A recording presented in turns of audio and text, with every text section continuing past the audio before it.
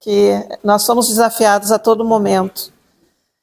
E enquanto a minha tendência foi me encolher, porque eu não lembro de todos os slides para falar, e não trouxe o resumo, que normalmente eu faço para as palestras, ao mesmo tempo, eu digo não, os irmãos há de entender da situação.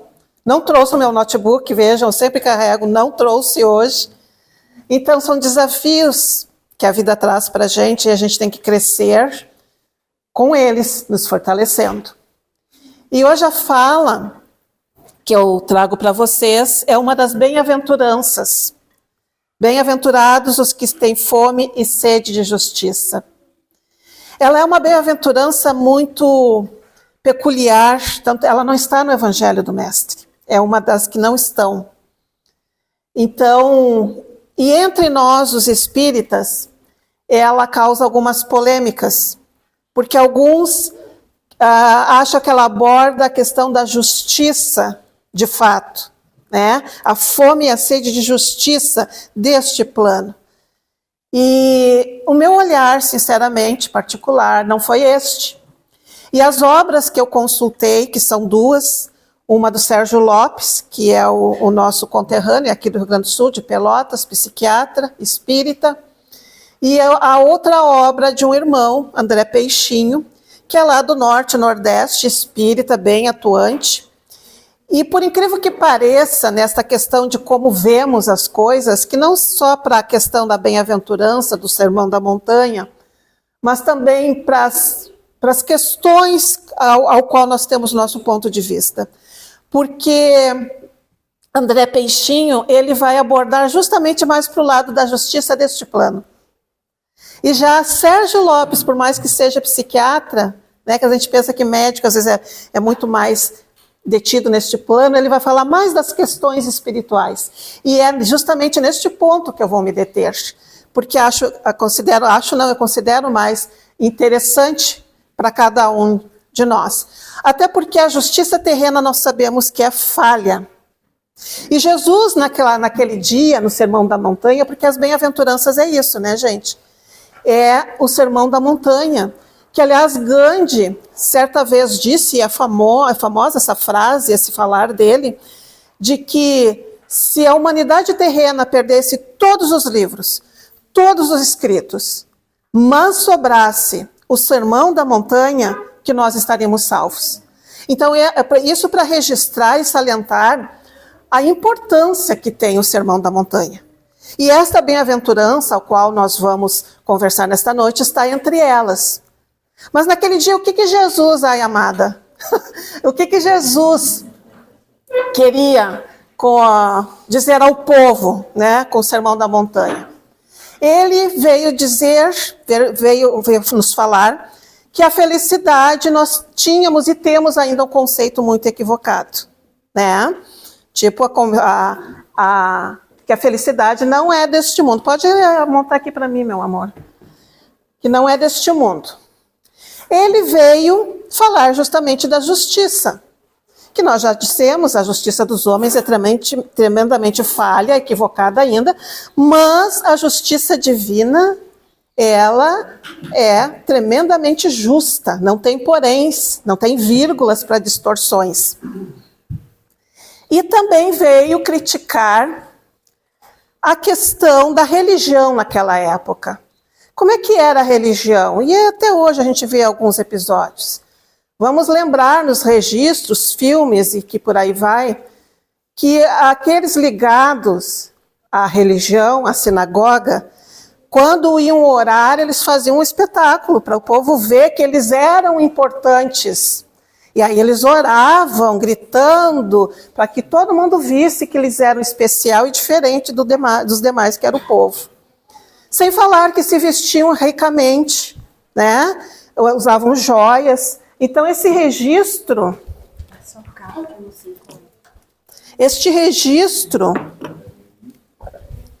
Agora vocês esperem um pouquinho.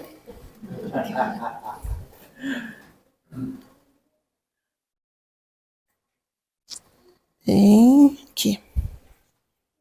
É que é tão lindo, gente, Ai, tô tremendo, daí eu fico, não consigo abrir. Não, deixa aqui, ó. Tá. Aí. Vamos conectar.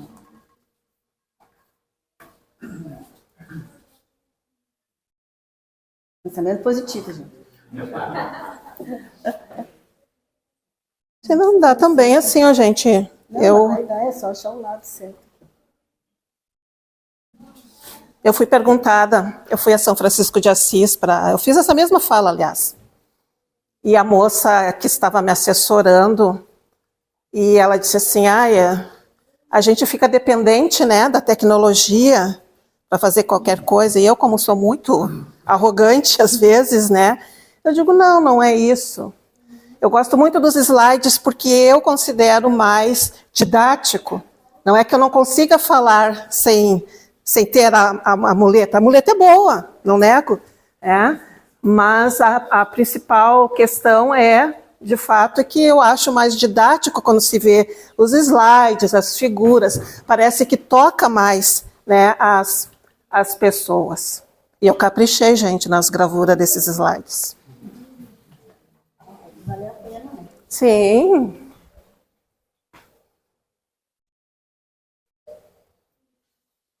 Ligou o data?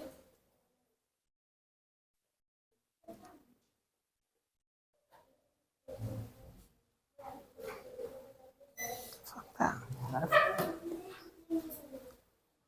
Vou parar um pouquinho só para vocês verem desde o início, porque eu já falei a introdução da fala.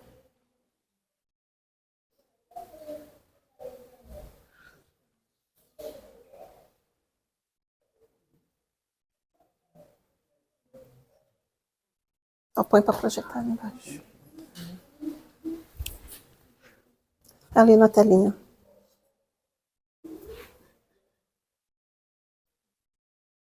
Aí. Olha que bonito, gente. Não tenho razão? Valeu esperar, né? Então vejam que essas são as duas obras que eu baseei a minha fala, e Jesus justamente no momento em que ele profere o sermão da montanha. Aqui. Aí vejam, como eu disse, a questão da fala de Gandhi, né, que é famosa e com toda a razão, a importância do sermão da montanha para nós enquanto felicidade, enquanto humanidade. E justamente Jesus veio apresentar através do sermão da montanha, como disse, a felicidade. Ele vai explicar a sua missão, o que ele veio fazer, e compara a justiça terrena com a justiça divina, e critica a religiosidade meramente exterior, que era a prática daquela época. Ver como quanto nós evoluímos. Então, o fato é que o Sermão da Montanha ele reúne, deste modo, de forma sintética, o mais expressivo discurso moral já conhecido. É esta a importância que ele deve ter para todos nós. E a título de curiosidade, vamos a elas. Tem bem-aventurados os pobres de espírito, porque deles é o reino dos céus. Bem-aventurados os mansos, porque eles possuirão a terra. Bem-aventurados os que choram, porque eles serão consolados. Bem-aventurados os que têm fome e sede de justiça, porque eles serão saciados. Bem-aventurados os misericordiosos, porque eles alcançarão misericórdia. Bem-aventurados os limpos de coração, porque eles verão a Deus. Bem-aventurados os pacíficos, porque eles serão chamados filhos de Deus. Então, o Sermão da Montanha está composto por estas bem-aventuranças, que são muito ricas cada uma delas. Por isso que a gente vai se deter só em uma. Mas vocês podem estudar, pesquisar, que é muito interessante. Então, o que é que Jesus propõe? Ele propõe, nesta bem-aventurança, a mansidão no mundo de atribulações. E eu me peguei pensando, gente, que isso há 2000 e tantos anos atrás, que ele veio falar conosco, mas nunca foi tão atual esta questão de nós nos mantermos serenos, mansos, apesar do caos que nós estamos vivendo na humanidade. Nunca exigiu tanto, já notaram isso? Parece que atualmente o ser humano se descontrola muito mais facilmente por nada, Então, vejam o quão sábio é os ensinamentos do Mestre. Ele também propõe a paz no meio de guerras. E vejam que a visão humana está muito errada, porque hoje se procura a paz através da guerra. Tem algo errado aí, né? Não fecha, porque não necessitaria guerra se nós não fôssemos tão orgulhosos, vaidosos, egoístas e por aí vai, né? Querendo cada vez mais poder. Talvez vivêssemos melhor. E ele propõe também a simplicidade e a humildade, que essa proposta ainda não é vivida, não é aceita por muitos de nós, porque nós ainda queremos a conquista do sucesso. Para nós, a nossa visão, ainda nós temos que ter sucesso da materialidade, ao invés do sucesso das questões espirituais. E muitos de nós desencarnam e voltam para casa sem nada de aquisição. Porque a sua luta, o seu foco estava justamente na conquista do sucesso material. E também quando li essa questão, me perguntei, e é fato, gente, eu não tenho notícia de alguém que tenha desencarnado e levado alguma coisa deste plano. Nem o corpo. O corpo vai se deteriorar aqui neste plano, porque pertence a ele. E aí, quando a gente chega lá, eu estou sempre falando nas minhas falas essa questão. A gente vai chegar no plano espiritual, vai abrir a mala lá e não tem nada. Porque nós não nos envolvemos na melhora espiritual, no avanço, no aprimoramento íntimo. Né? Mas vejam, Jesus já propunha isso há 2000 e tantos anos atrás. E também a limpeza de coração. Nós não temos o coração limpo. Me desculpe. Nós julgamos muito facilmente, que vai ser a minha fala pequenininha da questão que o André Peixinho aborda, né, que nós somos julgados e julgamos muito facilmente uns aos outros, falando dentro da justiça, da bem-aventurança. Mas se nós fôssemos limpos de coração, não haveria esse problema. Nós julgamos, opinamos uns sobre a vida dos outros muito facilmente.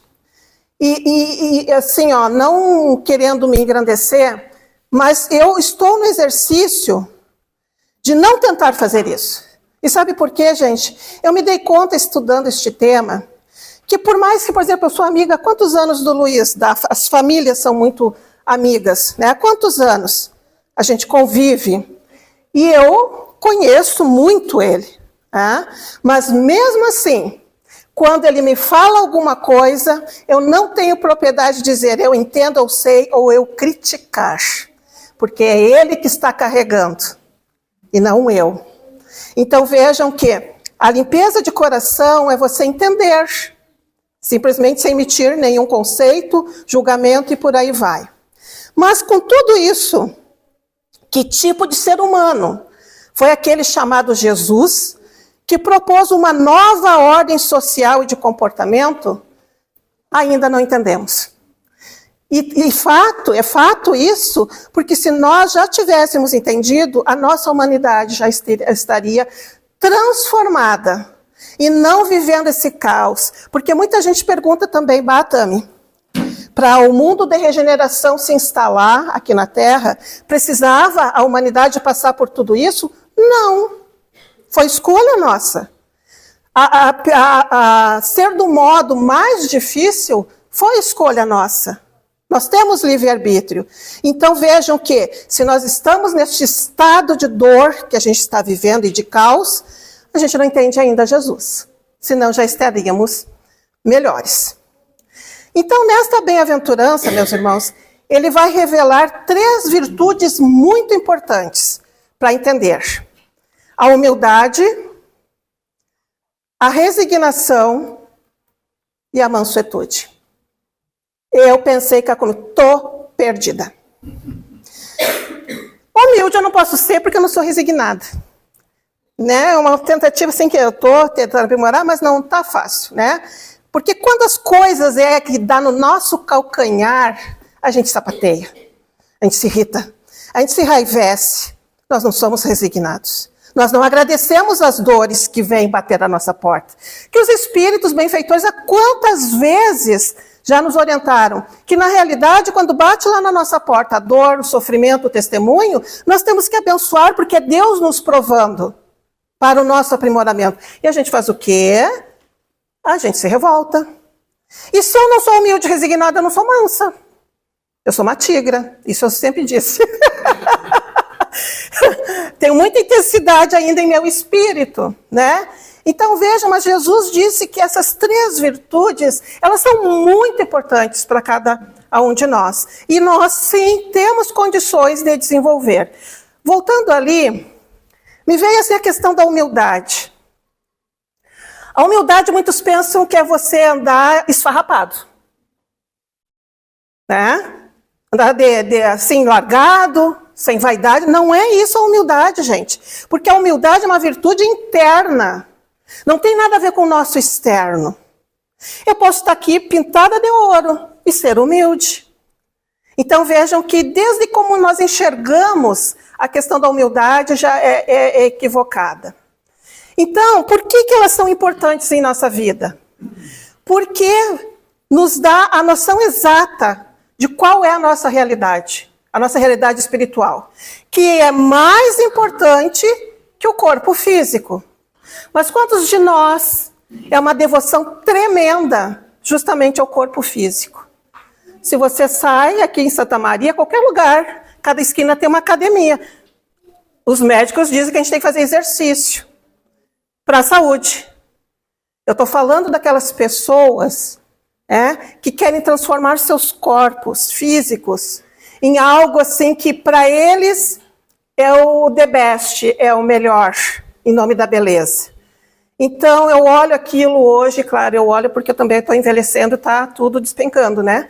Mas a gente olha assim e diz assim, meu Deus, a gente não vai levar nada disso, não vai levar músculo, plásticas, procedimentos estéticos, não estou criticando ou proibindo ninguém aqui, estou refletindo com vocês.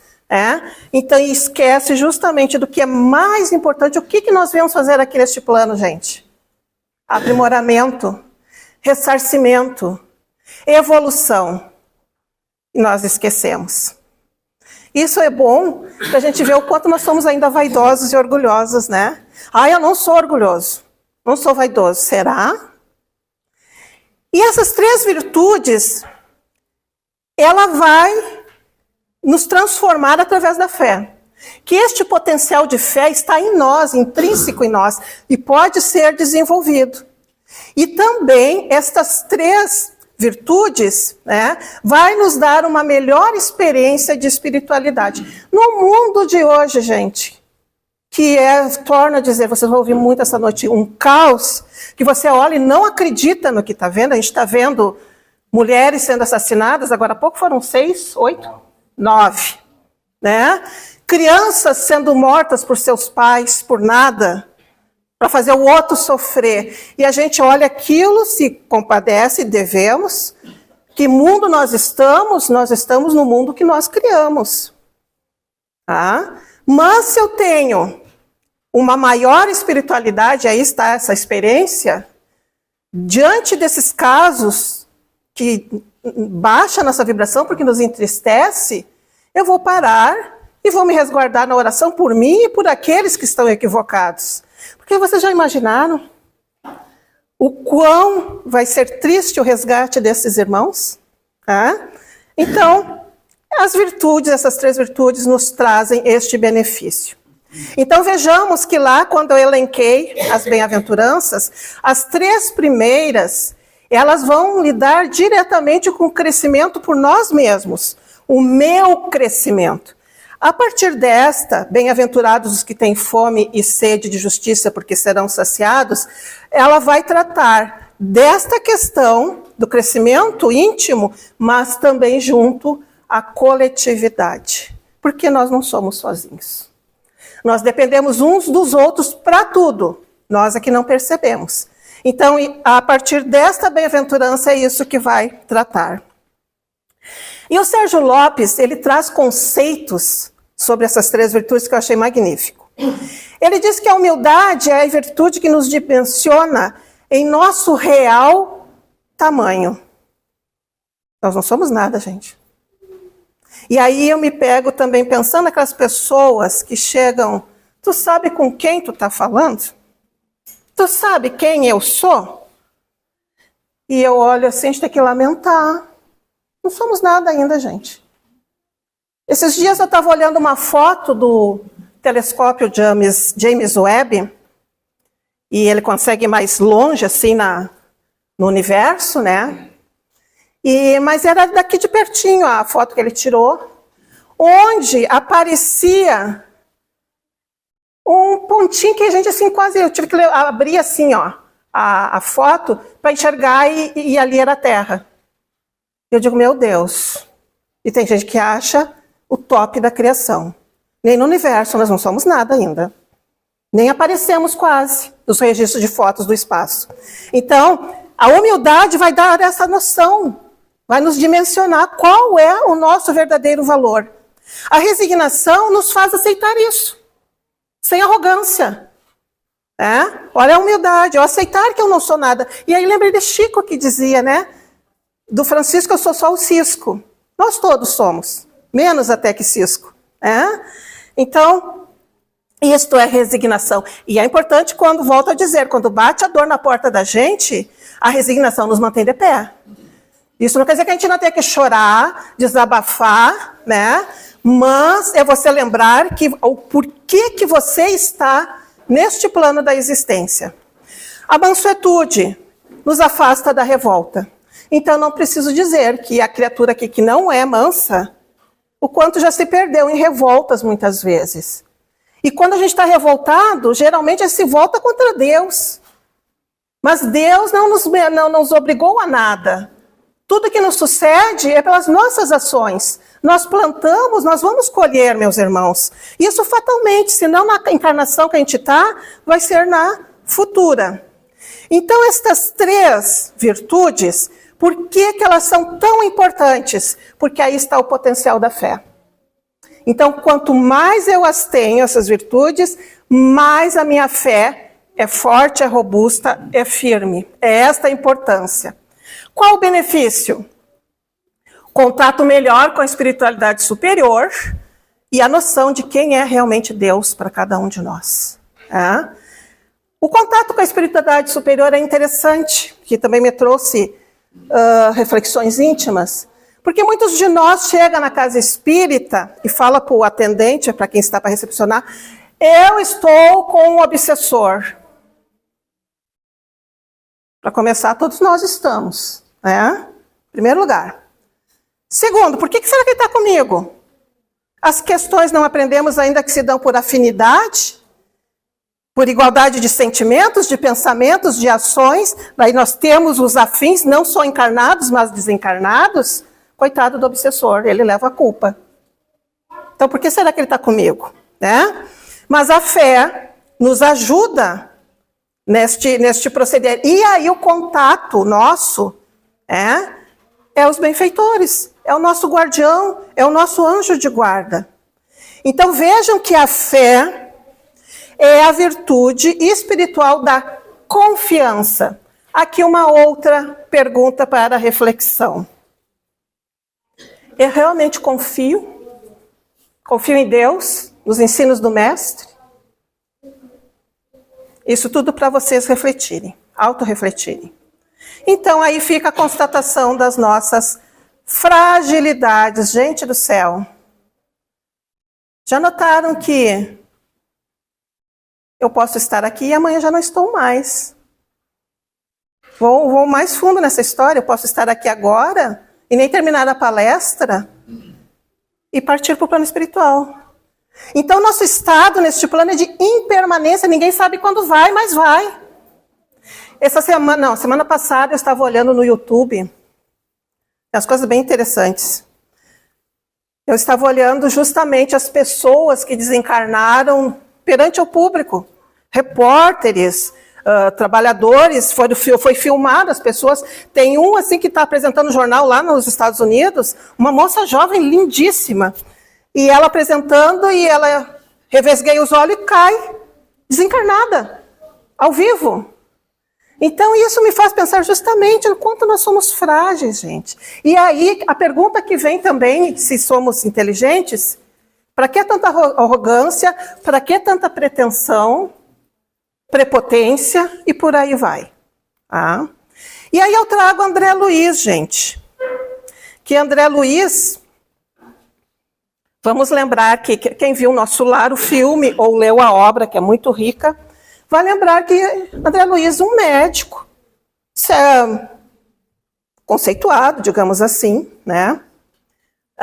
Vamos lembrar que não gostava de atender gratuitamente. A secretária que obrigava ele a atender um ou outro carente, mas ele atendia, mas muito contrariado. E aí, no final do expediente dele, o que ele fazia? Ele ia para o bar tomar uma dose de uísque. O happy hour. Batame, mas o cara ia só lá, só no final do dia tomar uma dose de uísque, e isso provocou a desencarnação dele? Sim, provocou. Porque ele não era candidato nesta encarnação a ingerir bebida alcoólica. Porque o fígado dele, no corpo espiritual, tinha lesões. Então, o fígado do corpo físico, ele tinha sensibilidade. E ele foi destruindo o seu fígado com aquela pequena dose de uísque que ele tomava todos os dias no final do dia. E aí, no filme, a gente vê bem o que aconteceu. Ele partiu para o plano espiritual antes do tempo. Tanto é que lá, no plano espiritual inferior, de sofrimento, ele é chamado de suicida e ele se revolta porque ele não se matou. E sim, ele se matou. E aí, nesta conjuntura, né, da história dele, quando ele começa a refletir, ele se pergunta: a quem recorrer? Por maior que fosse a cultura intelectual trazida do mundo, não poderia alterar agora a realidade da vida. Meus conhecimentos ante o infinito semelhavam-se a pequenas bolhas de sabão levadas ao vento impetuoso que transforma as paisagens. Olha a arrogância dele, ele está falando disso, né? Orgulhoso que era do conhecimento que tinha. E ele continua. Tornava-se imprescindível confessar a falência do amor próprio, a que me consagrara orgulhoso. E quando as energias me faltaram de todo, quando me senti absolutamente colado ao lodo da terra e sem forças para reerguer-me, pedi ao supremo autor da natureza me estendesse mãos paternais. Então, amargurosa emergência. Quanto tempo durou a rogativa? Quantas horas consagrei a súplica de mãos postas? Ele não sabe. Apenas sei que a chuva das lágrimas me lavou o rosto, que todos os meus sentimentos se concentraram na prece dolorosa. Foi nesse instante que as neblinas espessas se dissiparam e alguém surgiu, emissário dos céus. Coragem, meu filho, o Senhor não te desampara, não desampara nenhum de nós. Esta é a confiança que nós temos que ter. É esta fé que nós temos que ter. E nós vamos lembrar, quem leu ou assistiu o filme, que esta frase é proferida pelo governador de Nosso Lar, que vai resgatar André Luiz na zona de sofrimento, a pedido de sua mãe, né? Se não assistiram, assistam o filme, gente. Eu assisti umas 3, 4 vezes e acho que vou assistir mais ainda, porque é muito bom para nossa reflexão. Então vejamos que aqui ele está falando aonde o orgulho, a vaidade levou e o que resgatou ele desse sofrimento. A prece, a confiança, a fé. Neste momento é que ele é resgatado pelo benfeitor. Então, meus irmãos, nós já sabemos que se nós estamos com fome, com sede, nós comemos e bebemos água, certo? Mas e quando a fome é espiritual? O que eu faço? A fé é a ligação para a nossa saciedade. Porque se nós temos fé dentro de todas as condições que nós já conversamos, nós seremos sim saciados. Porque nós vamos entender por que sofremos, por que nasci na Terra, para onde eu vou depois quando eu desencarnar. Por que vim? E por aí vai. Porque o conhecimento é o maior tesouro que a gente pode ter na nossa vida, não só espírita, como um todo, né? Você se esforçar no conhecimento é um tesouro que você adquire para si mesmo. Então, a fé robusta se manifesta principalmente quando não somos atendidos em nossos apelos e expectativas. Aí que temos que provar se nós temos fé. Porque é muito fácil, dentro da nossa fé, dizer que eu tenho fé, eu orar, requisitar coisas ao Pai, e quando as minhas expectativas não são, né, atendidas, como é o meu proceder? Eu me revolto? Eu me desanimo? Eu sigo em frente, entendendo que não é o melhor para mim. E isto, que não existe oração, prece, que não seja atendida. É que às vezes eles atendem de um modo que não vai nos prejudicar, porque nós não sabemos muitas vezes o que nós estamos pedindo. E eu me lembrei de um exemplo antigo que eu dava, o Luiz vai lembrar. É tipo assim, ó, eu rezo para o Pai, né? Eu sou uma mulher, sou uma menina, mas sempre fui apaixonada por carros. Sou pior que o homem para carro, adoro. E não tenho, gente, por isso que eu tenho um amigo que carrega, né? Não tenho veículo. E aí, até me reza, né? Pede para Deus, Pai, me dá um Camaro. Meu Encanto na época era um Camaro, branco, nem era amarelo. Me dá um Camaro, né? Um carro lindo. Aí no outro dia até me acorda, olha na porta, um Fuca. E aí o que a Tami faz? Na revolta dela, eu não vou mais rezar, não vou mais orar, eu pedi um Camaro e me bota um Fuca na frente da minha porta. A Tami não para pensar que para agradar a Tami, os benfeitores, ela não tinha direito a nada. Os benfeitores colocaram o Fuca ainda para dar um agradinho, porque a Tami gosta de andar domingo na rua passeando, né? E dentro do Fuca ela não vai perder a encarnação. Porque o outro carro é um carro potente, louca do jeito que ela é, destrambelhada, vai perder a encarnação num poste ainda. Então veja que é assim que funciona na nossa cabeça, quando nós não somos atendidos em nossas expectativas, e nós temos que ter cuidado, porque às vezes aquilo não é o melhor para todos nós. E nessa conjuntura, quem não é humilde, o orgulhoso, vai se revoltar, né, quanto àquilo que os seus apelos não são atendidos. Mas em contraponto, eu trago esta imagem. Veja que o mestre, sim, foi, é e será alguém muito importante para a humanidade terrena. Porque nesta noite, ele sabendo já do que aconteceria, para dar mais um exemplo a ser seguido, e é o de humildade, ele decide lavar os pés dos seus apóstolos. Pedro se revolta e achava que não era digno de lavar, né, os pés deles. E eu fiquei imaginando, meu Deus, se não andavam de pé descalço, eles andavam com aquela sandália meia boca, né, devia ser uma sujeira, né, aqueles pés. Mas Jesus, olha quem era Jesus. Ele se abaixa e lava todos os pés de todos os seus apóstolos para demonstrar que a humildade, ela é importante e deve ser seguida. Então aí está a resignação. Não é, ele quis demonstrar também que não é melhor do que ninguém. Tá? Tanto é que ele disse em vida aqui neste plano, podeis fazer o que eu faço e muito mais. Nós temos que querer, nós temos que evoluir. Por isso, estas três virtudes apresentadas, olha só, gente, se desenvolve de forma dinâmica as três juntos.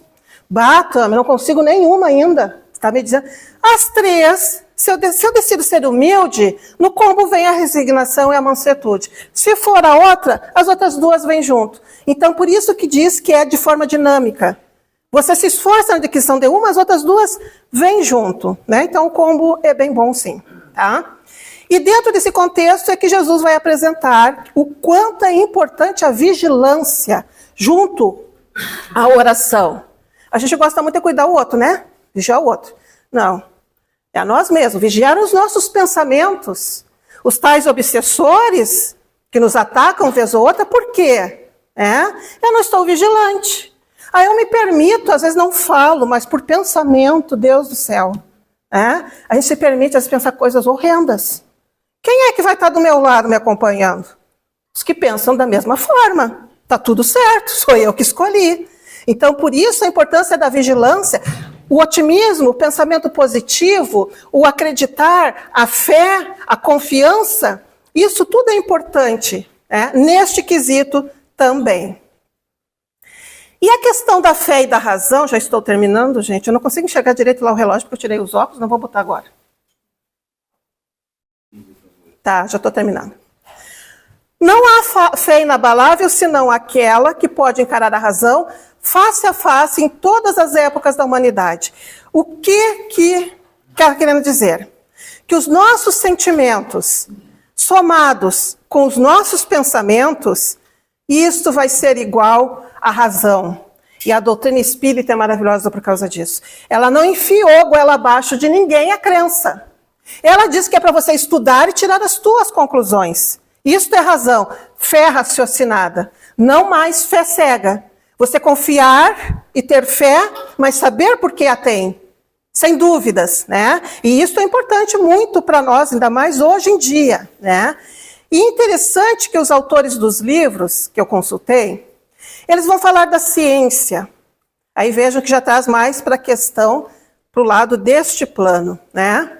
E a ciência, o que ela lida? A gente sabe que lida com o mundo objetivo. Ela acredita naquilo que pode tocar, medir, pesar. Todo o resto, que ela não pode provar, materialmente, ela desacredita. E a religião, o que faz? Ela lida com o mundo subjetivo. E olha só, aí entra a fé, entra a confiança, o acreditar. Mas nós sabemos que fé e religião são duas potências imensas e importantes para a humanidade. E que vão caminhar juntas as duas. Por enquanto, ainda não. A ciência está saindo dessa estagnação e porque a gente já vê aí pelo mundo, né, cientistas, pesquisadores, médicos, todos ligados às exatas, digamos assim, né, já pensando, né, nessa questão do mundo subjetivo. E o exemplo que nós temos é aqui na USP São Paulo, que graças a Raul Teixeira, por interferência dele, a Faculdade de Medicina tem uma das cadeiras sobre espiritualidade. O que vai tratar essa cadeira? Eles querem saber e educar os seus futuros médicos, por que quando se transmite um passe no enfermo, ele apresenta melhora? Por que toma água fluidificada funciona às vezes como medicação? Porque quando ora, o enfermo faz a oração, o seu cérebro trabalha de modo diferente. Então a ciência já está se aprumando neste caminho. Então, por enquanto as duas não caminham unidas, há muitas dúvidas, logicamente, e essas dúvidas se dão devido justamente a não conhecerem as leis morais, as leis divinas, as leis universais. Então, meus irmãos, cuidemos, como eu disse, os nossos julgamentos. Assim como nós julgamos, nós somos julgados, e o mestre disse isso. Nós condenamos, mas também somos condenados. Isto é a nossa presunção que faz. Cuidemos dos nossos sentimentos, que parecem dominar o mundo. Quais eles? A frieza, o orgulho, o desdém, a calúnia, a injúria, o cinismo, o ódio, o egoísmo, a falta de respeito, gente. Por que eu estou dizendo isso? Nós estamos ali sentados, aguardando, e eu comentando com o Luiz. Hoje vocês ouviram bastante o nome do Luiz, né? Se ele não ficar conhecido agora, não fica mais. Que eu gosto muito, quando eu quero desopilar a cabeça, eu entro no TikTok para ver as bobagens que eu dou risada sozinha. Mas hoje, devido ao desencarne do Papa, né, a gente se depara tristemente com vídeos de ódio, né?